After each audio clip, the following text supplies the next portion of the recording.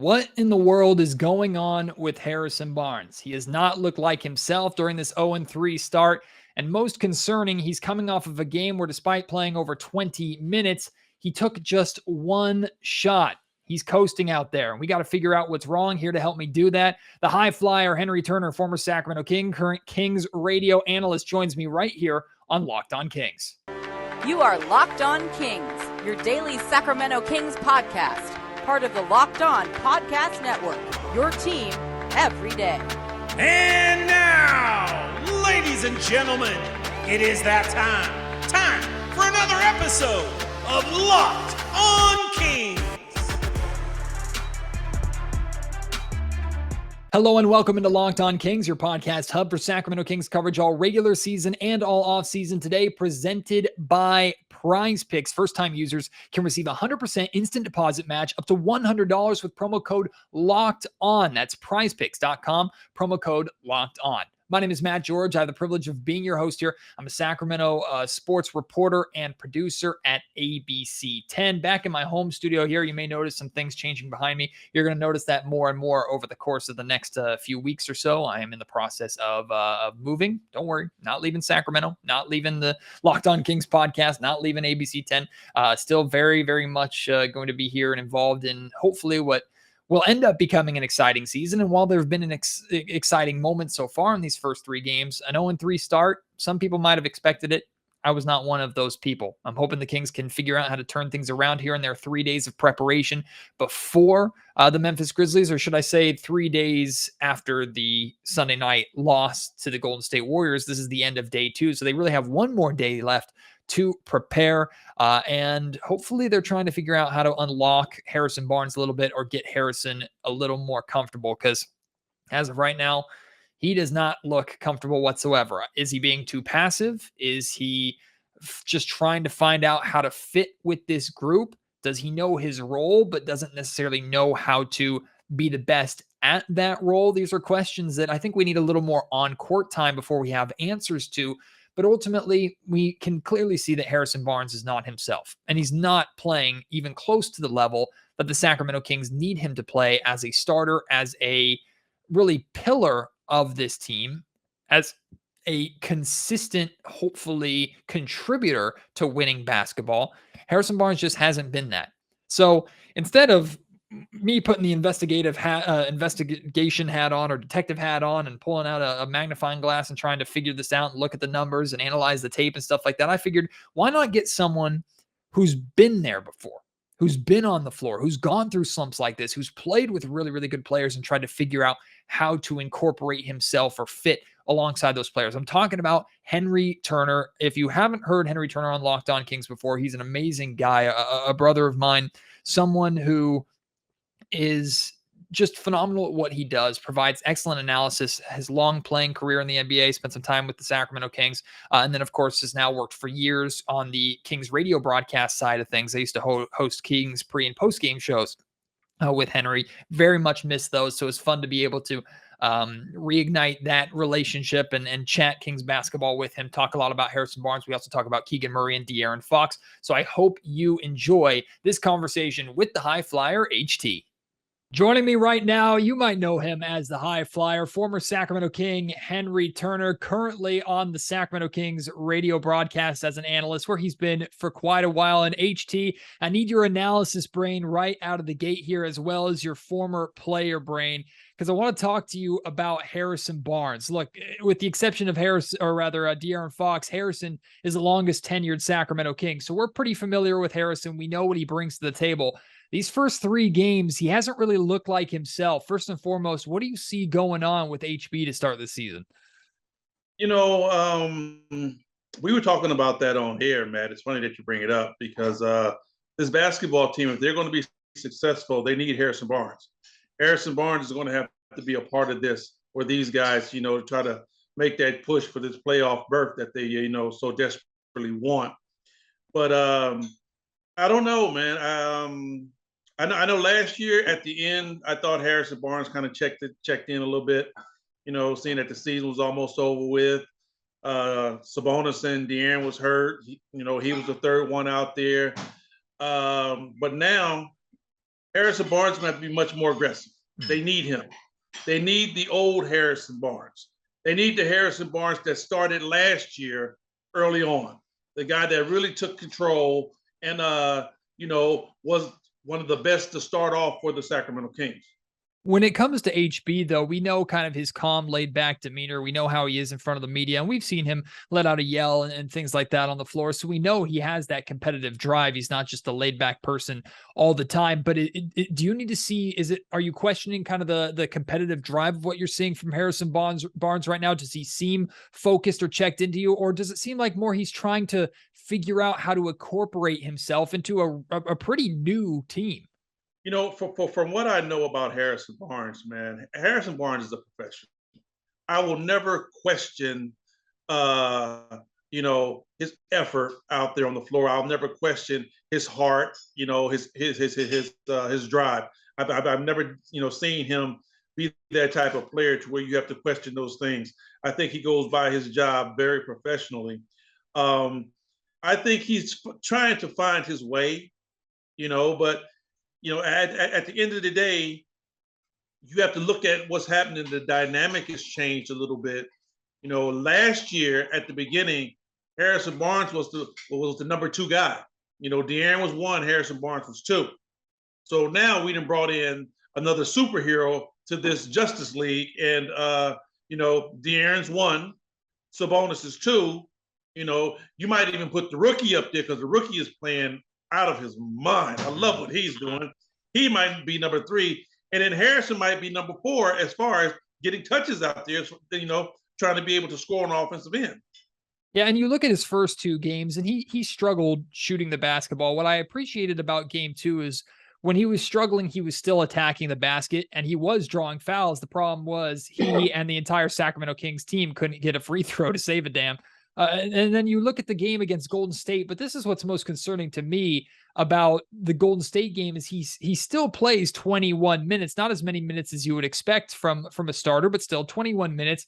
That's a lot more time than a stat line of 4 points and 1 field goal attempt with only a couple rebounds. That suggests to me that not only were you not playing up to your standards, you were a non-factor out there. And that's something that we haven't really seen from Harrison at any point. And it's hard to say non-factor, man. I'm a Harrison Barnes guy. I like HB, man, because he's such a constant professional. But I understand what you're saying, because on this basketball team, if Harrison Barnes doesn't take at least 15 shots, it doesn't seem like Harrison Barnes is trying. He has to at least attempt those type of shots. Now, I don't care if you go 0 for 15. At least you're giving me a chance. You have to give yourself a chance. But when you look at someone like Harrison Barnes, who really don't want to force things, who really don't like, mucking things up, I think that he's trying to let it come to him. He's trying a little bit, and then when it's not working for him right out the gate, he kind of like floats and try to let it come to him. And that's why you see some of the lackluster numbers. Yeah, let's dive into that a little bit more, because I was going to say one thing we know about Harrison for sure is that he's an excellent teammate, that he always wants to get his teammates involved and he wants to fit well. He's a guy that he can take over when he needs to, and at times has shown that side for the Sacramento Kings. But for the most part, you see him trying to incorporate others. Is there almost an element of Barnes maybe right now that's being a little too passive, trying to get maybe like Kevin Huerter more involved, or trying to get these new guys more incorporated? Or do you think it's just a little slump?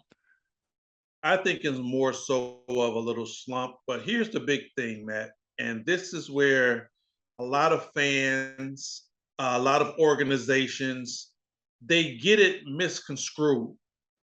Everybody can't be a Batman. It's either it's in you or it's not. Let me give you an example. When Ja Morant walks in the room, you know who Ja Morant is. Mm-hmm. Okay? When LeBron James walks in the room, you know who LeBron James is. Kobe Bryant, Paul George, Chris Paul, Devin Booker, those guys have that. They know who their leaders are. They know what they have to do. Now, as much as you would like for a guy to be that, And sometimes teams try to pay a guy enough to where he's going to be that. But that is either you have it or you don't. And that's what the question is about Harrison is, can Harrison be a role-playing version of himself that ultimately gives the Sacramento Kings the best chance to win? And I'm with you in the sense that all offseason people were talking about, hey, is now the right time to move on from Harrison? Harrison's on a contract year. You want to make sure you get value, or maybe he walks at the end of the season for nothing. My question was always, what better option is out there? How are you moving on from Harrison and improving yourself? And I see conversations about changing the starting lineup. Okay, if you take Harrison Barnes out, what better option is out there? Now, some of you might be yelling Keegan Murray. Keegan Murray, look how he's playing. I would say Keegan Murray in for KZ Okpala is probably the better play. But ultimately, even if Harrison is struggling, he's still, I know what I'm getting out of him. And I think that's really valuable for Mike Brown to have. And we can see him leaning on that. Now, Mike Brown and all of us expect better from Harrison. But for the most part, at least we know what Harrison is and that he can hold down that position. And Matt, and let me put this out there too.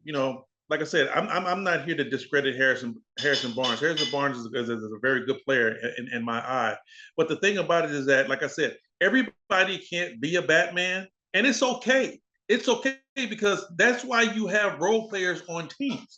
What you have to understand is that Harrison Barnes has pretty much always been a role player. Now, at the end of the day, do you think we're asking too much of Harrison? I don't think so. I think Harrison's just having a slump. But once again, you have to look at, if you're trying to get Harrison Barnes to a certain particular a place on the basketball floor, you're going to have to help him out. You can't just look at Harrison 2 and 3 times and then think that you're going to get the best Harrison Barnes. Because if he don't score that first time, maybe don't score that second time, he's not going to be the guy that's going to be screaming, give me the ball, give me the ball, give me the ball, give me the ball. He's not that guy. And then when you try to compare it to De'Aaron Fox, D. Fox got the ball in his hand. And when D. Fox want to shoot or D. Fox want to do something, he makes sure that it is known. He's that guy that's going to be verbal about it. So Harrison definitely needs to step it up. The whole team needs to step it up from the free throw line. The way they shot the ball the other night against who was the Lakers? It was atrocious. Clippers, the Clippers game was. It was atrocious. I mean, it was terrible. They bounced back against Golden State. In order to be a good basketball team, Matt, they're going to have to shoot the basketball from the free throw line at least 79, 80%. That's the standard. And all that comes down to is concentration. Us as basketball players, we've shot millions of free throws. We can walk up to a free throw line and close our eyes and knock down a free throw. We've done it just that many times. It's repetitive. It's all about concentration at that line. When going back to Harrison Barnes, when shooters are going through slumps, you hear coaches and players and teammates say, hey, just keep shooting. It'll come. Keep shooting. Shoot your way through it. But for a player like Harrison who can shoot but is not known as a shooter to go through a slump like this, like what advice would you give Harrison if you were on his coaching staff, or thinking back to when you went through a slump yourself in your career? What do you do to work through that?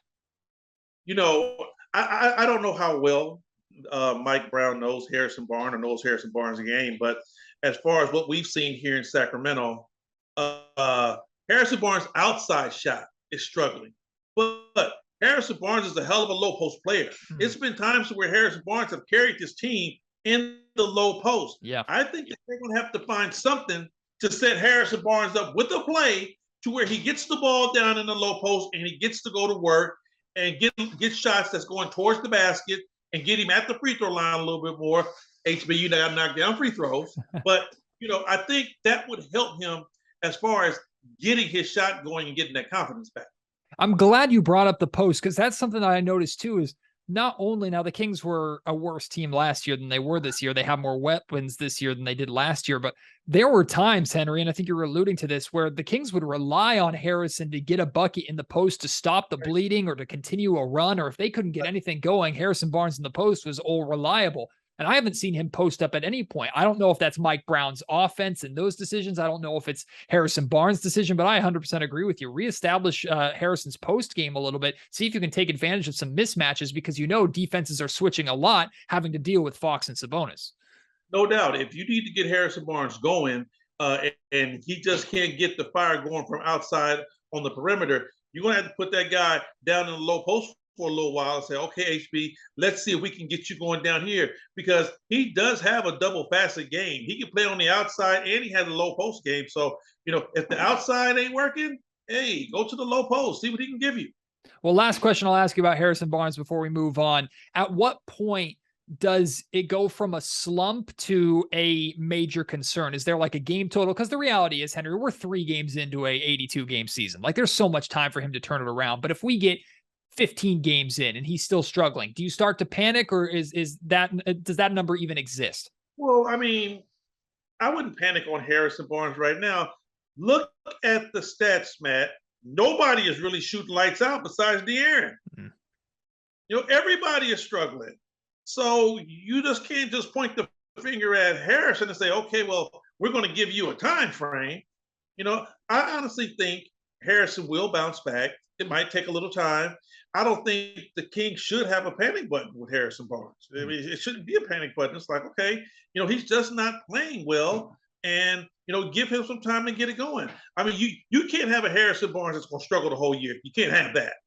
But still, all in all, you can't just say, first 2 or 3, 4. I'm like, even 10 to 15 games, if he's struggling, you still can't say, okay, we're going to dump Harrison Barnes and bring somebody else in. No, you can't do that.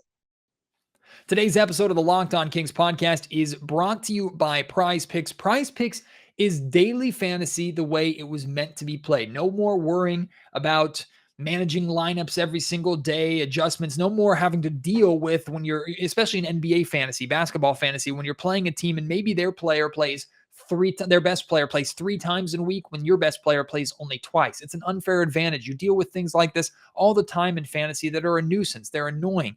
Daily fantasy, the way it was meant to be played, that's what PrizePicks is. And the way PrizePicks works is you pick like 2 to 5 players, and if they will go and score more or less than their PrizePicks projection, you can win up to 10 times your money on any entry. So say I pick De'Aaron Fox, John Morant, and Domantas Sabonis for this upcoming Kings and Grizzlies game. I think Fox is going to score over his projection of 28 points. John Morant is going to score over his projection of 26 points. And Domantas Sabonis is going to score under his projection of 20 points. If I get all those right, I can win up to 10 times on the money that I put down. And getting money in there is not a problem because Locked On has your back. If you download the PrizePicks app or go to prizepicks.com and sign up today, you can use our promo code Locked On and you'll get a 100% match of the money that you put in up to $100. So you put in $100, you get $100 for free right there from PrizePicks. They have quick, safe, easy withdrawals for you. So when you win, you get that money for you. And of course, it's not just for basketball. They have it for NFL football, MLB, NHL, PGA, college sports, WNBA, esports, NASCAR, tennis, MMA, boxing, disc golf, Euro basketball. They have everything for you on PrizePicks. Again, don't forget to enter promo code Locked On at sign up for an instant deposit match up to $100. You talked about the rookie earlier. Keep talking about him. Keegan Murray, man, he's just been so good, immediately inserting himself into one of the most reliable shooters on the team conversation. What impresses me the most, Henry, is just his composure. Now, I know he's an older rookie, but still, to have not played any time in the NBA, your first assignment, you're looking across the court at Paul George, doing a pretty good job of guarding him and going right at him on the offensive end. Like Keegan Murray's composure and the belief that he belongs, that really stands out to me. Keegan Murray looked like he's been here before.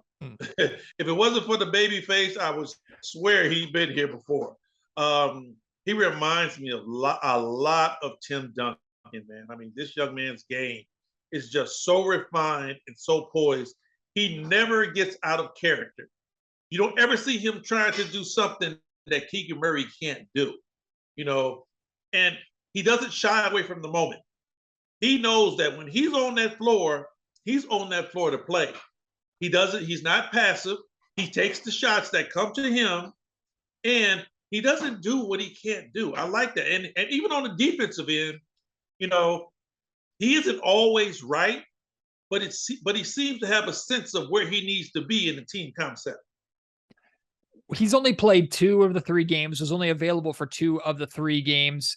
In those 2 games, he's leading the team in minutes. So he's getting plenty of playing time. He's typically on the floor, or at least has been on the floor when both games have come down to the wire, but he's not in the starting lineup yet. I know a lot of people, myself included, make a big deal out about starting lineups. I think he should be starting. I think the Kings want to start with their best foot forward, but starting lineups, I don't know how much you think they matter or not. Where do you weigh in on the, hey, put Keegan Murray in the starting lineup, or I'm good with how he's playing right now? Okay, I'm gonna give you 2 examples. Number one, I love when teams get a rookie like Keegan and they don't put all the pressure on him to be like, we need you to play at an excellent level, because if you don't, we don't win if you don't give us this type of productivity. I love when you let a rookie come in and just learn how to be a pro, be a piece of the be a slice, not the whole pie. You're just a piece of the puzzle. Learn how to play NBA style basketball. That's why I'm not worried about if he starts. Now, that's one. Number 2, you have to look at what Mike Brown is looking at, or as far as the rest of the bench. Keegan Murray can score. All right. This is a guy you can run your offense through. This is a guy who you know is going to give you some buckets. He's going to bring that firepower off the bench. And he's confident he's going to go. So here's, think about this. If you put Keegan Murray in the starting lineup, he's a rookie. He's going to look at De'Aaron Fox, look at Sabonis, look at Harrison Barnes, and be like, I might not be so adept at taking this shot. But when he comes off the bench, he understands that he's the guy it's going through. I think he's in a good groove. I think he's going to play a lot of minutes. Why even play with it? Now, if at the half point of the season, if they want to move him into the starting lineup, fine. Or if he's playing just so lights out to where you have to have him in that starting lineup, then okay, fine with that too. But I look at it like this, Matt. Bobby Jackson could have started on any NBA basketball team, but he came off the bench for the Sacramento Kings. That was the best thing for that team. So it's not enough to say you're coming off the bench and you're not starting. One of the things that has stood out to me almost immediately when it comes to Keegan Murray's play is the quick relationship on the floor that he has built with De'Aaron Fox. And we've watched Fox's entire career, and I'm not saying that he hasn't had good teammates. I'm not saying that he hasn't gotten along with his teammates in the past, but we've never seen De'Aaron really click with a player. I know the Kings were hoping that De'Aaron Marvin Bagley pairing could have been something. We know what happened there. There's still a ton of hope and expectation that De'Aaron and Domantas Sabonis can pair really well together as a pick and roll duo, and they really do. But what's jumped off the page to me immediately, Henry, and I don't have this number directly in front of me, but I did my own research. I think Keegan has hit 13 shots so far in his first 2 games. De'Aaron has assisted on 5 of them. The 2 of them just seem to seamlessly play with one another, and that really excites me. Well, first of all, Keegan's basketball IQ is very high. So he comes in with a very high basketball IQ. And then De'Aaron Fox knows he got a shot maker. The dude can make shots. So why wouldn't you want to pass him the ball? He can get you a bucket. So it's not rocket science, Matt. If I drive to the basket and I see Keegan Murray on the wing and his guy is helping, believe me, I'm kicking him that ball because he can knock it down. Well, let me ask you, let me put you in that impossible situation. You're on the wing, you're guarding Keegan Murray. You watch De'Aaron Fox blow by your teammate. You can either help and leave Keegan, help on Fox, try and meet him at the rim or stop him in the paint, or you stay on Keegan and hope that someone else bails him out, or bails you out. What choice are you making there? That seems like an impossible choice. Well, I tell you what, if I'm coaching and that's the scenario, I'm like, okay, De'Aaron's man stays with De'Aaron. Keegan's man stays with Keegan because he can knock down the shot at a very high clip.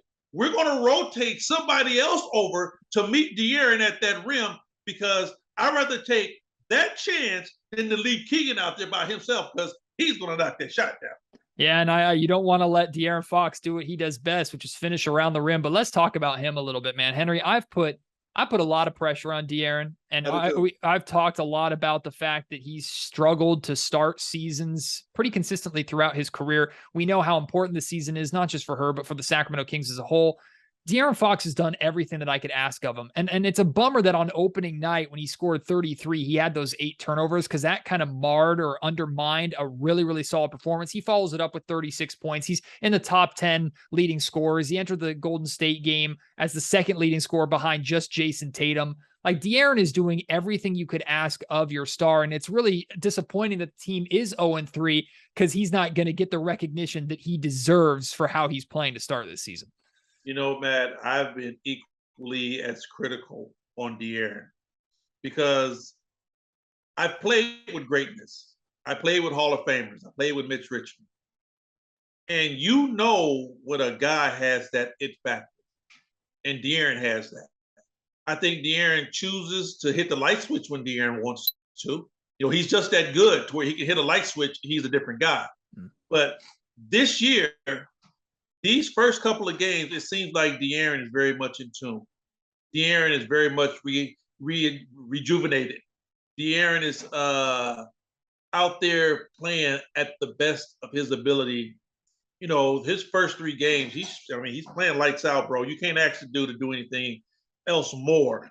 And I'm talking about on the offensive side and the defensive side. De'Aaron is getting steals. He's getting deflections. He's getting out in transition. He's assisting guys on passes. And I'm with you. It's kind of a travesty that the Kings haven't at least won one game to where De'Aaron would get the accolades that he also deserved, because we both know how this league is. You know, yeah, you can light it up all you want to, but if you don't have any W's in the column, they tend to look over you when it comes down time to go to the All-Star game. This episode of Locked On Kings is also brought to you by BetOnline. Now, BetOnline is your #1 source for betting football and basketball all season long. You'll find all the latest player developments, team matchups, news, podcasts, and in-depth analysis on every game. There's a new line out for the odds, or best odds, for the team that Russell Westbrook is going to be traded to. Go and check that out if you want to make some money off of where Russell Westbrook is going to go. If you want to make some money on Keegan Murray maybe winning Rookie of the Year, he's got the 3rd best odds right now on BetOnline. Take that. You can still feel optimistic about the Kings season and take the over on the Kings win-loss total, which is, I think, 32.5, if I'm not mistaken. I still would take the over on that, even with the 0-3 start. Use your Kings knowledge, use your basketball knowledge, use your sports knowledge, and make money, because it's not just Kings basketball you can bet on. You can bet on any NBA game, college sports, NFL, the World Series. You can bet on MMA, boxing, and golf if you're into that. Head to the website today or use your mobile device to learn more at BetOnline, where the game starts. You know, in the Clippers game, I noticed this. I wonder if you did too. You have a keen eye for stuff like this. There was a moment. Now, Paul George had an amazing night, went off for 40. So no one can claim that they shut Paul George down. Although I think De'Aaron made Paul George work at times. I think Davion made Paul George work. Keegan Murray made Paul George work. Paul was just hitting some ridiculous freaking shots and showing the star power that he has. But there was a moment where Paul was being guarded out of an inbound by Kevin Huerter. And Fox went up to Kevin and said, "Switch with me. I got Paul." He took on that assignment. That's something that we know De'Aaron has in him, that dog that we have seen before. But for him this early in the season, and at that point, it was pretty early on in the game, for him to take on that challenge, that speaks to a world of growth from De'Aaron that I don't think we've seen yet. You know, Matt, I've seen that play. I know exactly what you're talking about, because Paul George was going at Kevin Huerter. Every time Kevin Huerter guarded him, he took him down in the low post and went right at him. Yep. And I saw when De'Aaron switched off. And usually, I agree with you. Usually, we don't see that until we see pissed off De'Aaron. When somebody slaps him in the face or fouls him or he don't get a call, then he hits that light switch. And, you know, he gets in tune on the defensive end. But, yeah, that's why I say we have a more rejuvenated De'Aaron Fox, because he's doing things like that on the floor without having a reason to do it, just looking at the issue and trying to figure out, okay, this is what we need to try to win this game. Well, everybody's going to talk about the points that he's averaging. It's 31.7 points per game. He's shooting 45% from three-point range. We know that's not sustainable, but right now he's hitting that shot, which makes him virtually unguardable. But Henry, in addition to all the amazing scoring that he's doing, he's averaging 7 assists a game. And that's so big. And we know De'Aaron's always had the ability to be a playmaker, but this is a De'Aaron Fox that is showing you, yeah, I can put the scoring load on my back. I can lead the team in scoring. I can damn near lead the league in scoring, but I'm still going to get my teammates involved. That's huge. Well, you have to look at what De'Aaron Fox is working with also. Sabonis has been struggling, all right? He hasn't been the most reliable as of yet. Harrison Barnes is struggling. He hasn't been the most reliable. Keegan Murray is knocking down shots. Kevin Huerter has been up and down a little bit. And then when you talk about the other complementary players, they haven't been knocking down shots at a world-beating clip. So can you imagine what type of numbers this guy is going to have when these dudes finally get to clicking and knocking down some shots? Yeah, it's easy to think about. Well, finally, Henry, you're going to be in the building. You're going to be on the call with the G-Man and Jason Ross Thursday night. Kings and Grizzlies. Ja Morant and the Grizzlies have been on fire to start this season. Ja versus De'Aaron is instant fireworks. What are you expecting from this game? What are you looking forward to from this game? And I know the Kings are 0-3. A lot of people think they're going to be 0-4 at the end of the night, but aren't these games when you're at home early in the season, especially when you're on a slide, protecting your home floor? These are games that you got to find a way to get.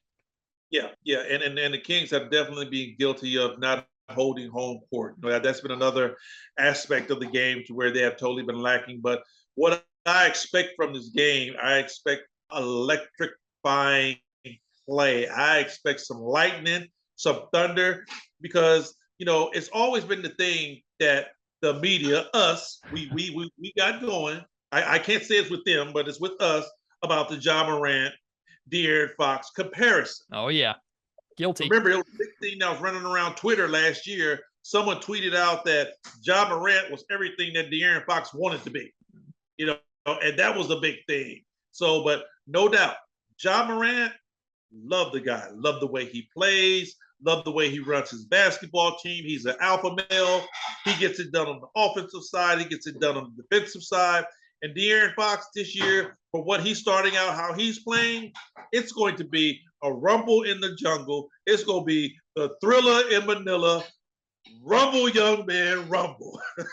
You can tell HT is fired up about that. If you're going to be at the arena, of course, enjoy the game with all the festivities with us. If you're not going to be, though, consider listening to the fireworks with G-Man and HT on the radio broadcast. Henry, love you, my man. Always appreciate you being willing to do this. We'll definitely do it again some point this season. It's so great to see you. So great to have Kings basketball back. Appreciate you making time here tonight, and we'll do it again soon. My man, Matty. We out. Huge thank you to HT for making time here for an episode of Locked On Kings. Really appreciate his insight. Now we want to hear from you. Let me know what you think is going on with Harrison Barnes, what you would do with Harrison Barnes. Are you concerned, or are you pretty patient and confident that Harrison is going to be able to turn things around? Let me know. You can tweet me at MattGeorgeSack on Twitter. You can email me, mattgeorgesports@gmail.com, or you can leave your thoughts in the YouTube comment section down below. And I had a listener reach out to me recently and say, hey, Matt, why don't you incorporate those more in the show? And I think that's a great idea. So what we're going to do is on the next episode of Locked On Kings, at some point, we're going to revisit this Harrison Barnes topic, and I'm going to include some of the comments that I get on YouTube or on Twitter or wherever I get them, an email. So send those to me. Let's talk about them a little bit. I'll respond to them, use some of them for the show, and maybe just engage in conversation with you privately about them as well. This is not just a platform for me to share my Kings opinions and for you to listen. This is a conversation starter. This is a place for us to talk and share our opinions and our love of the Sacramento Kings team. So let's get involved in that, and I'll do my best to incorporate your thoughts, your opinions, your voice more in the show. Really appreciate your support. Great note there. And if you have other notes or suggestions for the show, feel free to send them to me as well. If you could leave a review for the Locked On Kings podcast on Apple Podcasts, that would really, really help. Hit 5 stars if you think it's worth that. If you're watching on YouTube, like and subscribe. Hey, I'm a YouTuber now. I can say things like that.